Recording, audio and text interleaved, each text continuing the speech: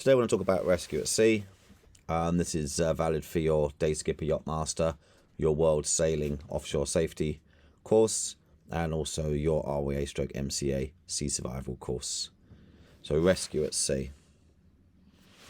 So most rescues around the UK will be done by a helicopter, and their range is about 200 miles offshore. Communications. When you see the helicopter, show them your position with a handheld flare. So use an orange smoke by day and a red pinpoint by night. Don't use rocket flares, because obviously rocket flares will send up a rocket of aluminium, and if that gets into the helicopter or the rotors, it will do quite a lot of damage. So during the day, a smoke, and night a red pinpoint. The other advantage of the smoke is that they can see the wind direction where you are, and they can pinpoint you very easily, especially if it's a busy day and they need to pinpoint the white yacht. Talk to them on VHF, and they'll be listening to on VHF channel 16. They may ask for a long call on the radio, and they'll be able to home in and locate your radio signal. If you've got an EPIRB on, they'll be able to locate you through the EPIRB. So keep the EPIRB on, keep it transmitting, and when they contact you, it will be on channel 16. Make sure you're on higher power, and they'll tell you through the VHF exactly what to do.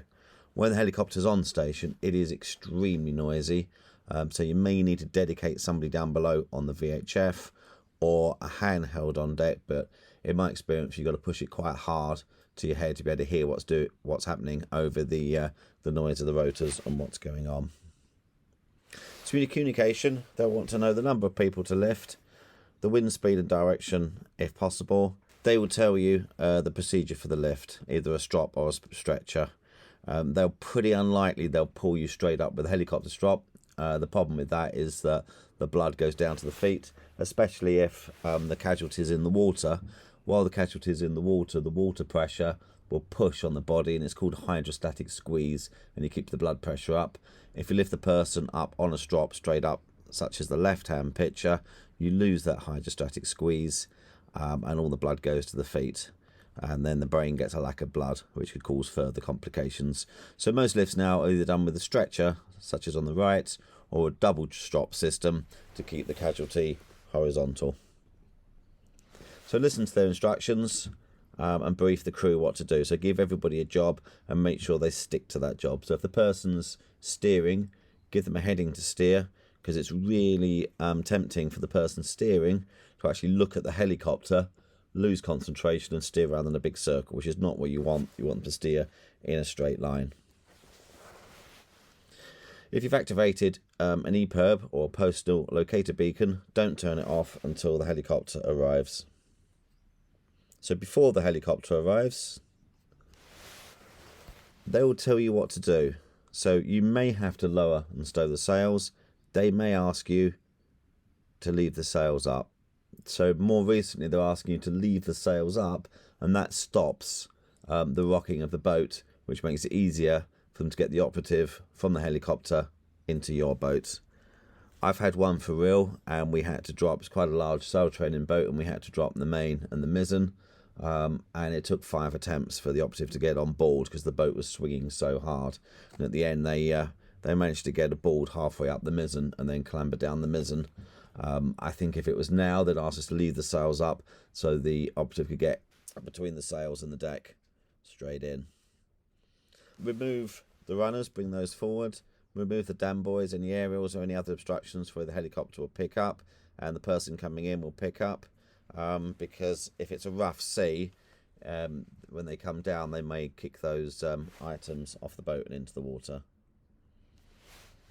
Your crew should be wearing life jackets and harnesses, or integrated harnesses in the jackets more, and this should be happening anyway, but if they don't, or they're coming up from down below, make sure they're kitted up accordingly with waterproofs, life jackets, harnesses, and hooked onto the deck with their harnesses. So preparations: if there's a casualty, prepare the casualty, get them on deck ready to go, make sure they're warm, and look after, make sure they're hooked on and connected to the boat. Any medical treatment that's been given to the unconscious casualty, tie a label, explain what's been done, and also relay it over VHF.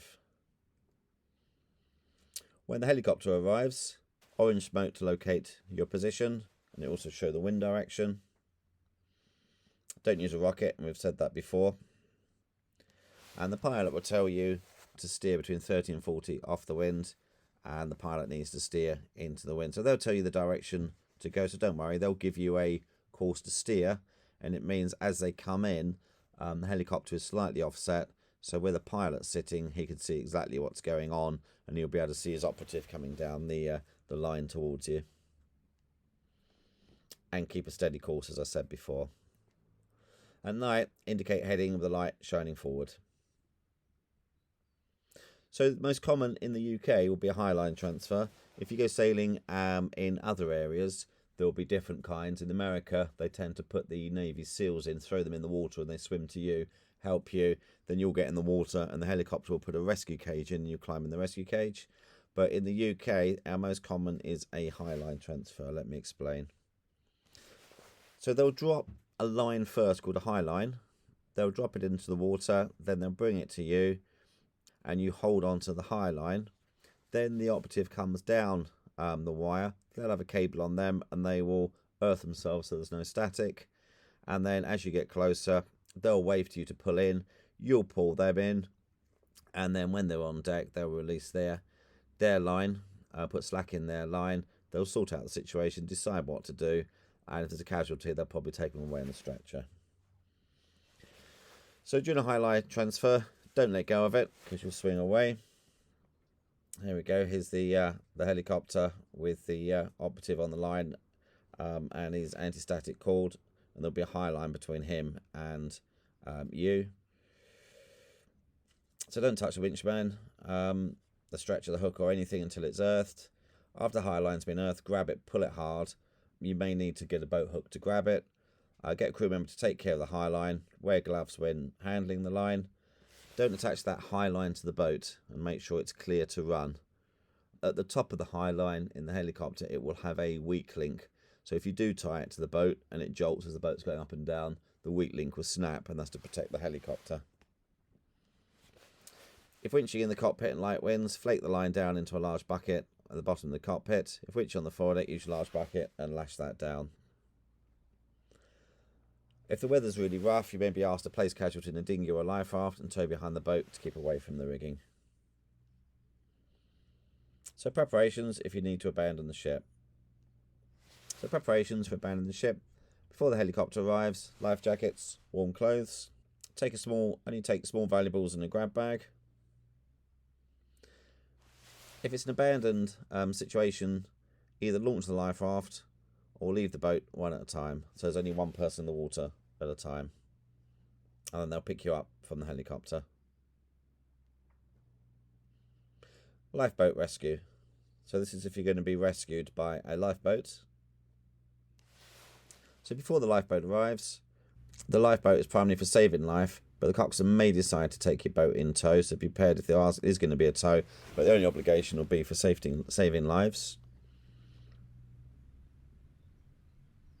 So you want to rig a strop or bridle if you're going to tow, and you want to attach that to strong points down the boat, not just the cleat on the front, because there is a chance that when they take up the slack, that cleat will pop off. Your crew should be wearing life jackets and harnesses, and should be prepared to abandon ship in case things go worse. Wearing warm clothes, only take a small valuables with you. So communications, contact that lifeboat as soon as possible. They may ask for a long call on the radio to locate your position. They will home in your VHF transmissions or EPIRB signals, so keep transmitting if asked. They'll want to know your situation, the position, the nature of distress, assistance required, number of people on board, any other useful information, if you have flares, life raft. So before they arrive, communications, have a red handheld flare or orange smoke flare ready to locate your position. If you see the lifeboat, take a bearing and radio the lifeboat and tell them where you are. But most probably, if you can see them, they can see you. Make sure there's no ropes in the water, which could foul their propeller. So when the lifeboat arrives, the coxswain will want to decide with you if it's best to take you off or tow the boat when you're still on board. So that's discussion and a decision made by the coxswain of the lifeboat.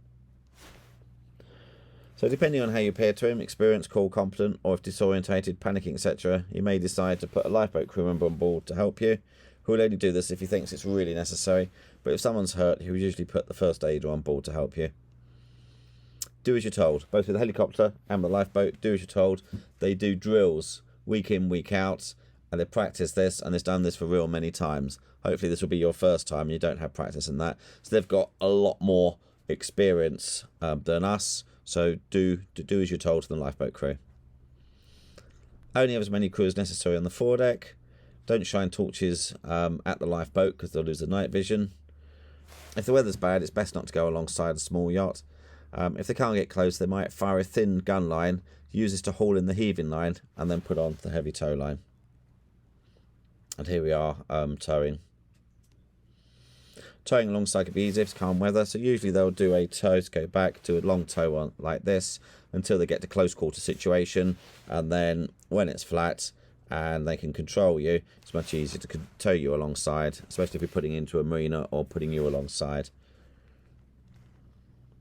So with towing, offering assistance to a fellow boat in trouble is part of maritime law, and it's the right thing to do. Remember, you could be the one in need of a tow one day. SOLAS regulations require you to respond to any distress signal that you see or hear and help anybody on a boat in distress the best you can. You may be called on to give a tow. So I've given tows as a sail training boat and my own boat, and also during a yacht master examiner assessment. While I was being assessed, we had to pick up a boat for real and tow it back into the handball. So be ready to give a tow, give assistance to other people. So with yours, a bridle, so take a bridle which is a rope that will go from the two primary winches through your cleats and then tie the line onto there. With your bridle, you want it on the cleat, so if you need to let go of the tow, so if something dangerous happens or there's too much pressure on your boat, you can let go off the winch and the bridle will undo and you can let go of the tow. So when in close quarters, like a harbour and calm waters, keep the tow line short or keep the person alongside. In open water, then in significant waves, you want a longer tow line, and the disabled boat should be synchronised with the towboat. So both together on the wave or troughs, or the wave crests, not one boat in the trough and one in the crest. Sorry. So to help spread the load, make a bridle with a sturdy line between your two stern cleats and after your engine, but not so loose that the bridle will sink and foul the prop. So also on the picture there, you can see that there's chafing lines on the fair leads. But you need, as I said before, to be able to release those at short notice. And also on the boat being towed, you want to rig up a bridle on the boat being towed so you can release that at short notice. So giving a tow, as I said before, guard against chafe everywhere because it will wear away quite quickly. If there's not enough slack in the tow line, you can absorb shock by hanging a weight in the middle of the tow line. Giving a tow, towing alongside could be easier if the weather's calm. As I said before, quite often we'd tow astern, and then when you get into the shelter or just before you get into the marina, tow alongside. So the two boats lashed together, the towboat acts as an auxiliary engine for the disabled boat. The disabled boat can use its rudder or engine to help steer. It would be a big help. So towing alongside requires very tight lines all around the robust forward spring line on the towboat. Make sure you have plenty of fenders between the boats. Sometimes it's easier if you're the boat doing the towing to have your stern further out than their stern, and that will give better steerage way for you. But as you're towing forward, this forward spring from your bow to their aft is the one that's taking the force of the tow. Make sure there's loads of fenders in the gap. Make sure both springs are tight, because when you power off, it will spring backwards and forwards. So pull it in tight, squeeze the bow in, give your bow out a little bit, and that gives better manoeuvrability. So your stern out a little bit and aft of their stern if you're the towing vessel, and pin the whole lot tight so it doesn't move around, so you're going a bit like a composite vessel. So just to catch up, highline transfer, here's a few do nots or not to do. So don't touch the winchman, stretcher or hook until it's earthed. If it's a professional outfit, which it is in the UK, you won't get a chance to touch it anyway. They'll be professional and they'll tell you exactly what to do. They'll use very little words in my experience, and you're under no uncertainty what to do. So they'll tell you exactly what to do, follow what they say, and it'll be easy. Don't secure anything from the helicopter to the boat. If you do, the weak link in the high line will break and you'll lose the high line. Don't fire anything into the air when the helicopter's near, so no parachute flares. They really get upset if you fire rockets at them. Don't shine any strong lights at the helicopter because they lose their night vision, especially if they've got light image intensifying equipment on. It really does dazzle them. They can't see anything. Don't use your radio with the winching, don't use your radar, turn all your electronics off, and use the works brake off to warn the helicopter if things are going wrong. And don't attach the line to the boat. So with your high line, don't attach to the boat, and don't attach the winchman's line to the boat. Make sure it's clear to run. But when the winchman comes on board, they'll tell you exactly what to do and how to do it. So there it is, rescue at sea. My experience, the rescue services, especially in the UK, tell you exactly what to do and how to do it. So if you do get called in this, please use these simple recommendations and it will help. So play safe, watch the other videos, take care, and we'll see you on the next video. Thanks very much. Paul out.